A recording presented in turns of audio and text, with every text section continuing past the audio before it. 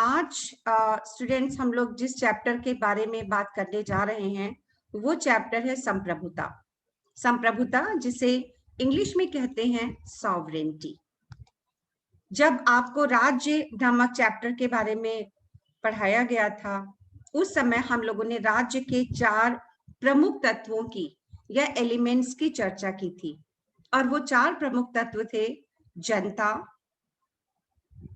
यानी जो लोग होते हैं, मनुष्य जो कि कहीं निवास करते हैं, भूभाग यानी जमीन का टुकड़ा जिस पर मनुष्य या जनसंख्या निवास करती है, तीसरा सरकार, सरकार जो कि उस भूभाग पर रहने वाले मनुष्यों के ऊपर कंट्रोल करती है, उनके लिए नियम कानून बनाती है, व्यवस्था लॉ एंड ऑर्डर स्थापित करती है। लेकिन सरकार ये सब जिस शक्ति के माध्यम से कर पाती है वो शक्ति है संप्रभुता। तो राज्य के चारों तत्वों में एक बहुत इंपॉर्टेंट तत्व है संप्रभुता या सॉवरेनिटी। यदि संप्रभुता नहीं हो तो राज्य नहीं हो सकता। ऐसा क्यों? क्योंकि ये कहा जाता है कि संप्रभुता राज्य का प्राण है, जान। जैसे किसी मनुष्य के शरीर में जान होती है, कहते हैं ना कि अगर जान है तो सब कुछ है, जान नहीं है तो मनुष्य एक निर्जीव व्यक्ति है, वो डेड है, वो कुछ भी नहीं कर सकता। तो शरीर के सभी अंग हैं, वे तब तक काम कर रहे हैं जब तक शरीर में जान है। उसी तरह से संप्रभुता है।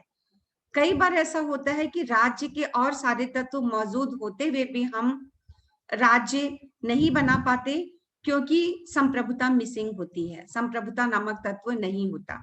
जैसे कि अगर हम भारत का एग्जाम्पल लें 1947 के पहले का, तो यहाँ पर लोग भी रहते थे यानी जनसंख्या थी, भूभाग भी था यानी जमीन का टुकड़ा, और सरकार भी थी। सरकार चाहे वो ब्रिटिश सरकार यहाँ पे पहले शासन करती रही हो, लेकिन उसने भारतीयों को भी शासन व्यवस्था दी। लेकिन फिर भी हम भारत को राज्य नहीं कह सकते थे। क्यों? क्योंकि भारत के पास संप्रभुता नहीं थी। संप्रभुता शक्ति कहाँ निहित थी? ब्रिटेन के राजा या रानी में, क्राउन में। इसीलिए भारत राज्य एक संप्रभु राज्य नहीं था। और यदि कोई राज्य संप्रभु नहीं है तो वो किसी अन्य राज्य से कोई संबंध अपने आप से स्थापित नहीं कर सकता, क्योंकि वो फ्री नहीं है, उसके पास पावर ही नहीं है। तो संप्रभुता एक बहुत इंपॉर्टेंट शक्ति है राज्य की। एक्चुअली संप्रभुता सरकार की विशेषता नहीं है, it is not a characteristic of the government, क्योंकि सरकार तो आती है और चली जाती है। हम सरकार को चुनते हैं एक निश्चित समय के लिए, फिर सरकार उस निश्चित समय के बाद पद त्याग भी कर देती है, वो हट जाती है, चुनाव में हार सकती है, उसे हटाया जा सकता है। कई बार शासन के खिलाफ विद्रोह हो जाते हैं, जैसे अभी आपने देखा कुछ ही दिनों पहले म्यांमार में यानी बर्मा में एक कूच डिटेक्ट हुआ, एक तख्ता पलट हुआ जिसमें वहां की चुनी हुई सरकार को हटा दिया और वहां पर मिलिट्री ने अपना शासन स्थापित कर लिया। कहने का तात्पर्य यह है कि सरकारें तो आती और जाती रहती हैं, इसलिए संप्रभुता सरकार की विशेषता नहीं है। संप्रभुता किसकी विशेषता है? राज्य की, स्टेट की। क्योंकि स्टेट वो बॉडी है, वो इंस्टीट्यूशन है जो हमेशा स्थिर रहता है, वो हमेशा अपनी जगह पर रहता है। लेकिन स्टेट को हम देख नहीं पाते हैं। स्टेट क्या है? एब्स्ट्रैक्ट है, अमूर्त है। अमूर्त यानी जिसकी कोई पिक्चर ना हो, कोई मूर्ति नहीं, उसको हम ये नहीं कह सकते कि ये व्यक्ति है। वैसे तो हम नक्शा देख पाते हैं किसी भी राज्य का, जैसे हम भारत का एक नक्शा देख सकते हैं, ग्लोब पर हम विभिन्न राज्यों की स्थिति देख सकते हैं संसार में, और ये कह सकते हैं कि देखिए संयुक्त राज्य अमेरिका है, ये ब्रिटेन है, ये भारत है, ये ऑस्ट्रेलिया है, ये चाइना है। तो हम एक नक्शे से पहचान करते हैं उस राज्य की। लेकिन राज्य अपने आप में एक अमूर्त वस्तु है, एक अमूर्त संस्था, वो दिखाई नहीं पड़ता। तो संप्रभुता भी वो पावर है जो दिखाई नहीं पड़ती। जैसे व्यक्ति के शरीर में जान को कोई देख थोड़ी पाता है। व्यक्ति के शरीर में किडनी को, उसके लीवर को, उसके शरीर के अंदर स्थित अन्य अंगों को या बाहर स्थित अंगों को तो देखा जा सकता है, लेकिन जान को कैसे देख सकते हैं? लेकिन फिर भी जान निकल जाती है शरीर में और जान रहती है। तो जान कोई एक ऐसा तत्व है जो दिख नहीं रहा है, वैसे संप्रभुता भी नहीं दिख रही है। दिखाई नहीं पड़ रही है, लेकिन राज्य का बहुत इंपॉर्टेंट तत्व है। बाकी सभी तत्व है, जनता भी तत्व है, यदि जनता नहीं है तो राज्य कैसे बनेगा भाई? और यदि जनता है तो उसको रहने के लिए जमीन भी चाहिए। अब जनता हवा में उड़ करके तो रहेगी नहीं, आसमान में तो जाएगी नहीं, पेड़ों पर तो रहेगी नहीं, कोई ना कोई तो आप उसको रहने के लिए जमीन देंगे। तो भूभाग भी बहुत जरूरी है। और सरकार भी जरूरी है, लेकिन सरकार राज्य के साथ उसी वक्त अस्तित्व में नहीं आई। सरकार तो बहुत बाद में आई है, जब लोगों को इस बात की आवश्यकता महसूस हुई कि समाज में शांति और व्यवस्था कायम रखने के लिए कोई संस्था होनी चाहिए। एक प्रिमिटिव सोसाइटी थी, एक प्राथमिक समाज था जहां शायद सरकार नहीं थी। और जब सरकार बनी भी तो प्राचीन समय में इस तरह सरकार नहीं बनी जैसे आधुनिक समय में सरकारें हैं। प्राचीन समय में ज्यादातर राजतंत्र था, राजा का शासन या फिर कुछ खास लोगों का शासन, जिनके पास धन संपत्ति या प्रॉपर्टी थी, या किसी और कारण से जो लोग बहुत ताकतवर थे उनके पास सत्ता होती थी। आधुनिक समय में ऐसा नहीं है। आधुनिक समय में हम कहते हैं जनता संप्रभु है, पॉपुलर सॉवरेंटी का कॉन्सेप्ट है, जन संप्रभुता, लोकप्रिय संप्रभुता। कैसे वो संप्रभुता है? जनता के पास है। किस तरह से? चुनाव के माध्यम से जनता उसका प्रयोग करती है। जनता के पास वो शक्ति निहित होती है। जब चुनाव आते हैं तो जनता वहां पर वोट डालने जाती है और वोट के माध्यम से वो एक सरकार को चुनती है और एक सरकार को अपदस्थ कर देती है या उसे पद से हटा देती है। एक शांतिपूर्ण परिवर्तन हो जाता है। तो आधुनिक समय में लोकप्रिय संप्रभुता भी है। तो ये जो सभी तत्व हैं ये अपनी जगह पर बहुत इंपॉर्टेंट तत्व हैं, बहुत महत्वपूर्ण तत्व हैं। और आज उसी महत्वपूर्ण तत्व संप्रभुता के बारे में हम लोग जानेंगे कि संप्रभुता शब्द कहाँ से आया, किस शब्द से बना, इसका क्या मतलब है। तो संप्रभुता, जैसा कि आप राजनीति विज्ञान में सभी शब्दों का जब हम ओरिजिन ढूंढने चलते हैं तो हम लैटिन भाषा में ही उनका ओरिजिन या उत्पत्ति पाते हैं। लैटिन भाषा के दो शब्दों सुपर, SUPER, सुपर, और एनस, ANUS, एनस से मिलकर, सुपर प्लस एनस से मिलकर के सुपरेनस, सुपरेनस से सॉवरेंटी की उत्पत्ति हुई है। सुपरेनस यानी सुप्रीम पावर, सुपर यानी सबसे बड़ा, सबसे ऊंचा, एनस माने पावर या शक्ति, जो सबसे ऊंची शक्ति है वो संप्रभुता है। तो संप्रभुता ये जो वर्ड है, ये सॉवरेंटी ये जो वर्ड है, सबसे पहले किसने इस्तेमाल किया? ये बहुत इंपॉर्टेंट क्वेश्चन है और आपका MCQ में भी पूछा जा सकता है। और ये बहुत इंपॉर्टेंट क्वेश्चन है कि वो कौन सा विचारक था जिसने सबसे पहले संप्रभुता शब्द का प्रयोग किया। और वो विचारक था बोदा, जीन बोदा, ज्यों बोदा, BODIN, बोदा। बोदा एक फ्रेंच विचारक है और बोदा ने सबसे पहले अपने ग्रंथों में सॉवरेंटी शब्द का या संप्रभुता शब्द का प्रयोग किया। उसने जो अपनी महत्वपूर्ण किताब लिखी जो कि बहुत फेमस है राजनीति विज्ञान में, उसमें उसने संप्रभुता शब्द का प्रयोग किया और उसने संप्रभुता की परिभाषा की, डेफिनेशन दी। वो क्या कहता है? संप्रभुता नागरिकों और प्रजाजनों के ऊपर वो शक्ति है जो विधि द्वारा नियंत्रित नहीं होती है या जिस पर कानून का कोई अंकुश नहीं होता है। Sovereignty is the supreme power over citizens which is unrestrained by law. वो सुप्रीम पावर है प्रजाजनों के ऊपर which is unrestrained by law, जिस पर कानून का भी नियंत्रण नहीं है। कहने का मतलब है वो कानून से भी ऊपर है। कानून से क्यों ऊपर है? क्योंकि कानून को संप्रभु स्वयं बनाता है। कानून संप्रभु का आदेश है, जो संप्रभु कहता है वही कानून है, वही आदेश है। तो जाहिर सी बात है कि जिस व्यक्ति का निर्माण, जिस वस्तु का निर्माण व्यक्ति स्वयं करता है या हम स्वयं करते हैं, हम उसके तो ऊपर होंगे ही। जिस वस्तु का निर्माण किया जाएगा वो निर्माण करने वाले से हमेशा सेकेंडरी होगी, निर्माण करने वाला व्यक्ति सबसे पहले आएगा। तो इस तरह से संप्रभुता शक्ति सर्वोच्च है क्योंकि वो स्वयं कानूनों का निर्माण करती है। तो बोधा ने संप्रभुता की ये परिभाषा की। तो वो सबसे पहला व्यक्ति कौन है जिसने संप्रभुता शब्द का प्रयोग किया? वो व्यक्ति बोधा है। ये बात आपको बहुत ध्यान रखनी है, क्योंकि कुछ कंफ्यूजन भी हो जाता है बच्चों को।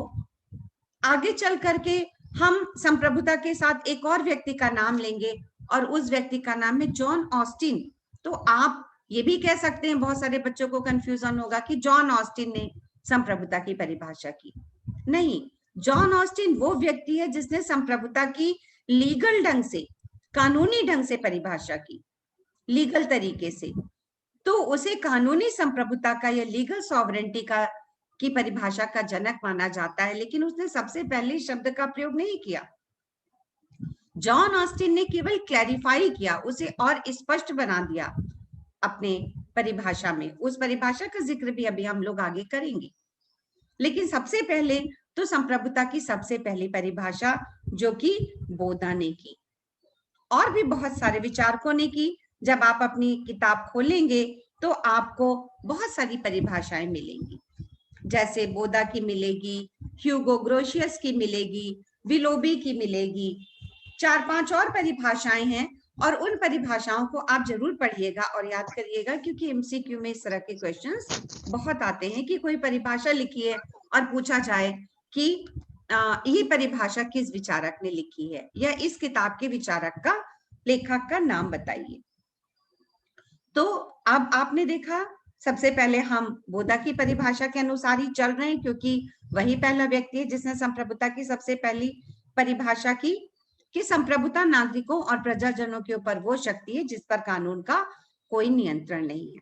इसका मतलब है कि किसी राज्य के अंतर्गत संप्रभु सर्वशक्तिमान है। तो ये कौन सी संप्रभुता हुई? इंटरनल सॉवरेंटी, आंतरिक संप्रभुता। आंतरिक का मतलब है कि एक राज्य का जो भूभाग है, अभी हम लोगों ने भूभाग की बात की, जमीन के उस टुकड़े की बात की जिस पर राज्य का अस्तित्व है।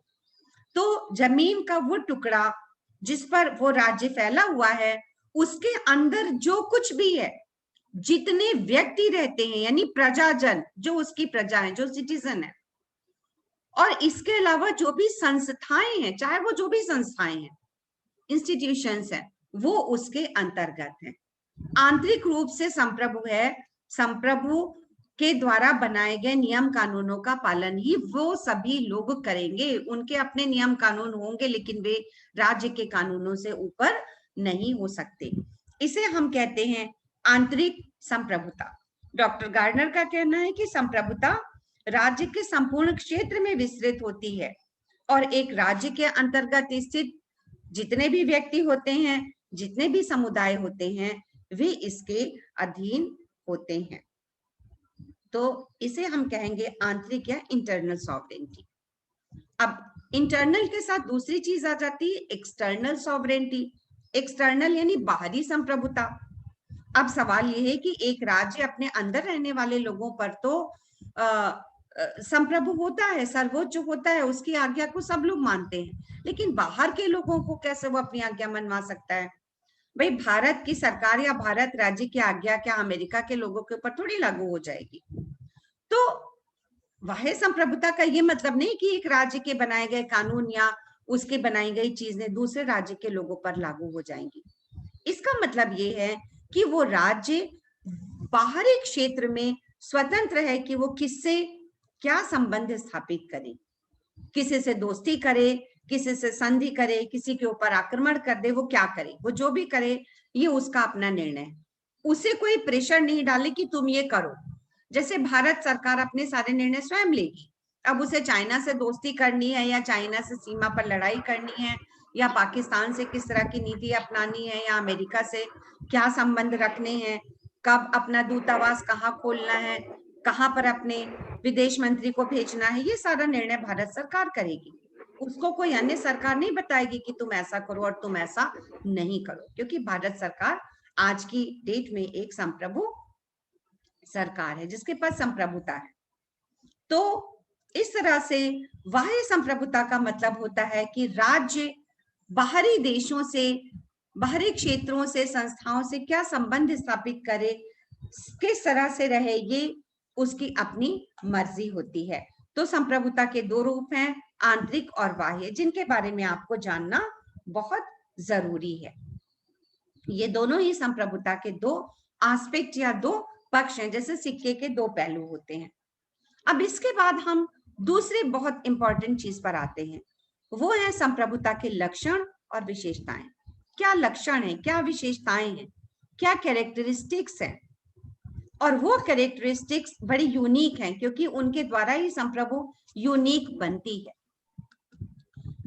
जिसे हम बिल्कुल शीर्षक के रूप में वन बाय वन देख सकते हैं। सबसे पहली विशेषता है निरंकुशता या एब्सोल्यूटनेस। एब्सोल्यूट होना, एब्सोल्यूट यानी बिल्कुल अंतिम होना, और उसके बाद किसी चीज का ना होना, निरंकुश होना, जिसके बारे में अभी हमने बताया कि किसी राज्य के अंतर्गत रहने वाले जो भी भूभाग में जो भी संस्थाएं हैं, जो भी व्यक्ति हैं, संप्रभु की आज्ञा उनके ऊपर सर्वोच्च है। संप्रभु निरंकुश है। अब यहाँ निरंकुश का मतलब ये नहीं है कि वो कोई ऐसी आज्ञा दे देगा जो राज्य के नागरिकों को नुकसान पहुंचाएगी। पुराने समय में ऐसे कई शासक होते थे जो अजीबोगरीब आज्ञाएं भी देते थे, क्योंकि वो संप्रभु थे और उनकी आज्ञा को मानना जरूरी था। जिसको चाहे देश निकाला दे दे, जिसको चाहे फांसी दे दे, जिसको चाहे वो करे, और प्रजा उसका विरोध नहीं कर पाती थी। तो उस रूप में भी निरंकुश लोग होते हैं, राजा हुए भी हैं इतिहास में। तो लेकिन वैसा निरंकुश होना नहीं चाहिए, और वो हम उसे आज के युग में, आधुनिक युग में उस निरंकुशता को नहीं एक्सेप्ट करते हैं। लेकिन निरंकुश का मतलब यहाँ ये है कि राज्य की आज्ञा सर्वोच्च है, सबसे ऊपर है, उस पर कोई अंकुश नहीं है किसी का भी। लेकिन वास्तव में अंकुश होता है, अंकुश होता है राज्य के अंदर। आज जनमत होता है, यानी जनता की इच्छा, जनता का क्या मत है किसी चीज को लेकर के, और जनता क्या सोचती है, संस्थाएं क्या करती हैं, अनेक दबाव समूह होते हैं, संस्थाएं होती हैं, इनकी बात भी राज्य को सुननी पड़ती है। तो सबसे पहली विशेषता है निरंकुशता, कि वो स्वयं सबको आज्ञा देता है, उसे कोई आज्ञा नहीं देता है। दूसरा है सर्वव्यापकता या कॉम्प्रहेंसिवनेस। सर्वव्यापकता का मतलब सर्वव्यापक होना यानी सबके ऊपर लागू होना।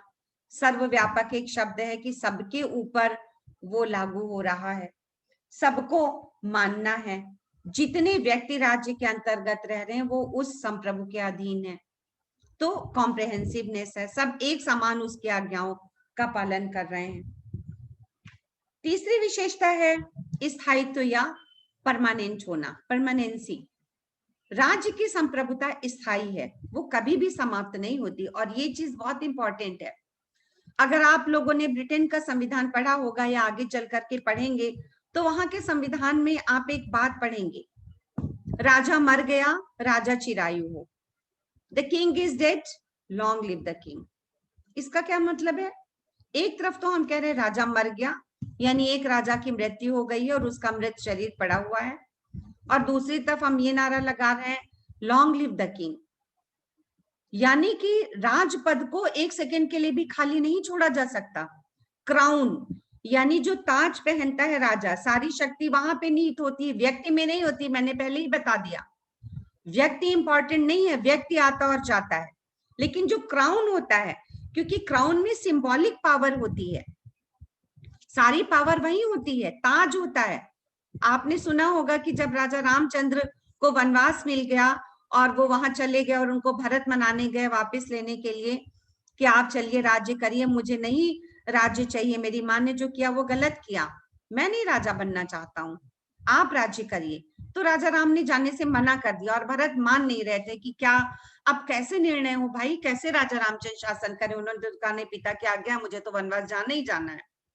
तो अंत में क्या सेटलमेंट हुआ, उनकी खड़ाऊ यानी जो पहनते थे पैरों में चप्पलें, जिसे आजकल हम कहते हैं, खड़ाऊ को लेकर के भरत वापिस आ गए, और उस खड़ाऊ को उन्होंने रख दिया राजगद्दी पर।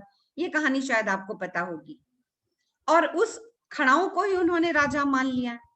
यानी कि व्यक्ति की पावर जो होती है वो व्यक्ति की पावर नहीं होती है, कुछ सिंबल्स होते हैं, कुछ प्रतीक होते हैं। उसी तरह से क्राउन प्रतीक है। तो जब राजा की मृत्यु हो जाती है तो उसके उस क्राउन को उठा करके तुरंत उसका उत्तराधिकारी चुना जाता है।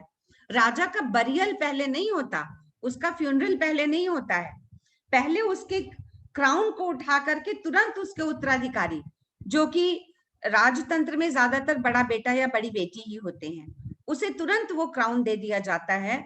और इसीलिए दूसरा नारा होता है long live the king, king is dead long live the king. इसका क्या मतलब है? संप्रभुता स्थायी है, वो मर नहीं सकती। व्यक्ति मर सकता है, संप्रभुता नहीं मरती। उसको तुरंत उठा करके उसका उत्तराधिकारी के सर पे वो संप्रभुता आ जाती है। तो किसी न किसी को पावर संभालनी पड़ती है तुरंत। आपने भारतीय परिवारों में भी देखा होता है कि जब घर के मुखिया की डेथ होती है तो पगड़ी की रस्म होती है, जहां पर कि जो सबसे ज्येष्ठ उस घर का व्यक्ति होता है उसे ही मुखिया बना दिया जाता है। कुछ कुछ इसी तरह से हम इसे समझ सकते हैं कि शक्ति का हस्तांतरण, कहीं ना कहीं वो शक्ति किसी व्यक्ति के पास आती है। इसके बाद है अपृथक होना। अपृथक होना यानी इनएलिएनेबिलिटी, अलग ना किया जा सकना। संप्रभुता राज्य से अलग नहीं हो सकती, जैसे कि प्राण अलग नहीं हो सकते, प्राण अलग होंगे तो शरीर मर जाएगा, वैसे ही संप्रभुता राज्य का गुण है। अगर हम राज्य से संप्रभुता को छीनना चाहेंगे तो राज्य को स्वयं समाप्त करना पड़ेगा या समाप्त होना पड़ेगा। गवर्नर ने कहा है कि संप्रभुता राज्य का व्यक्तित्व और उसकी आत्मा है। आत्मा यानी सोल है। जिस प्रकार मनुष्य अपनी सोल को किसी को नहीं दे सकता है, उसी तरह राज्य की संप्रभुता भी किसी को नहीं दी जा सकती है। हम हाथ काट के किसी को दे देंगे, कोई बात नहीं, हाथ के बिना तो काम चला लेंगे, लेकिन अपना सोल, अपना प्राण, अपनी आत्मा को हम किसी को कैसे दे पाएंगे? नहीं दे पाएंगे। तो इनएलिएनेबिलिटी एक बहुत इंपॉर्टेंट गुण है संप्रभुता का। फिर उसके बाद अविभाज्यता। अविभाज्यता यानी टुकड़ों में ना काट पाना, इंडिविजिबिलिटी, यानी कि उसके कई टुकड़े नहीं हो सकते कि कई लोगों को बांट दिया काट काट करके, ऐसा नहीं हो सकता, विभाजित नहीं कर सकते। फिर अनन्यता। अनन्यता यानी एक्सक्लूसिवनेस, एक्सक्लूसिव होना। एक राज्य में एक ही संप्रभु होगा। आपने कहावत सुनी होगी, एक म्यान में दो तलवारें नहीं रह सकती, यानी कि दो व्यक्ति अगर पावर का इस्तेमाल करेंगे एक साथ तो बहुत अनर्थ हो जाएगा। दोनों की आज्ञाओं में किसकी आज्ञा मानेंगे उसके प्रजाजन? तो किसी राज्य में राजा एक होगा। इसीलिए कहावतें जो कही जाती है उनका मतलब होता है कि एक म्यान में दो तलवार नहीं रह सकती हैं, तो यानी एक राज्य में एक ही संप्रभु हो सकता है।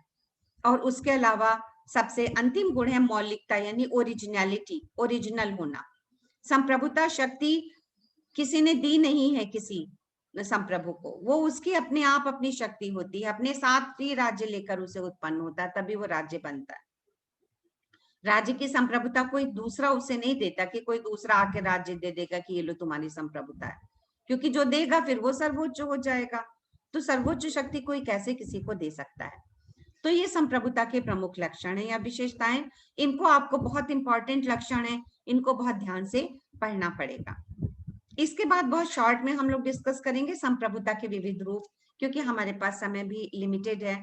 संप्रभुता के आगे के जो पक्ष हैं वो हम आपको नेक्स्ट क्लास में एक्सप्लेन करेंगे, जो कि संप्रभुता की मोनिस्टिक यानी एकल रूप संप्रभुता और बहुलवादी संप्रभुता की धारणा है, और जो जॉन ऑस्टिन का संप्रभुता का सिद्धांत है उसे हम नेक्स्ट क्लास में आपको बहुत अच्छी तरह से समझाएंगे। अभी हम लोग थोड़े समय में चर्चा करते हैं संप्रभुता के विविध रूपों की, और ये बहुत इंपॉर्टेंट है, ये एग्जाम के पॉइंट ऑफ व्यू से भी बहुत इंपॉर्टेंट है।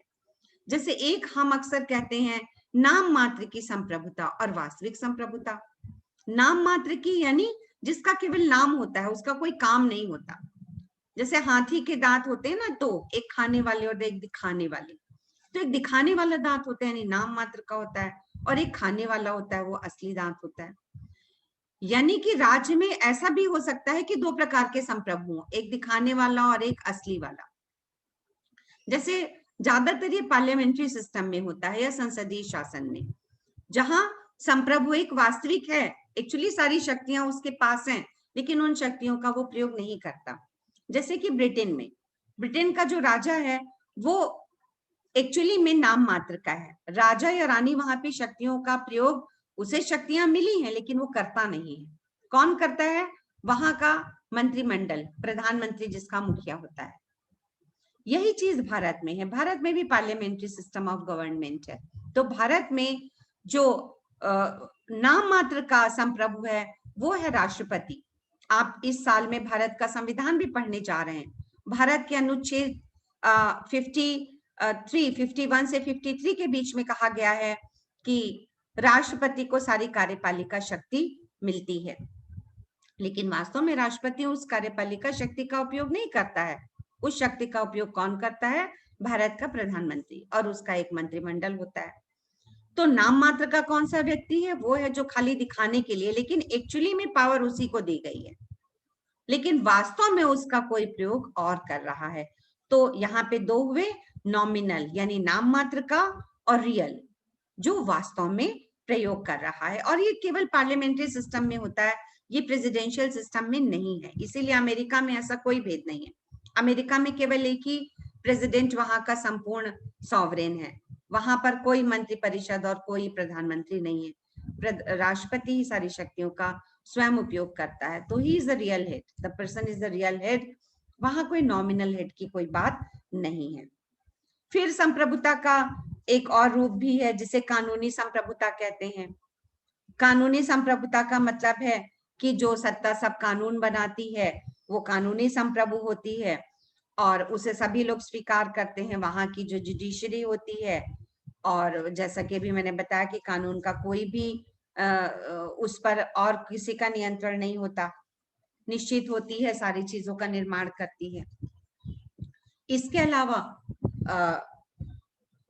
वैध और यथार्थ संप्रभुता है, डी ज्यूरे और डी फैक्टो सॉवरेंटी।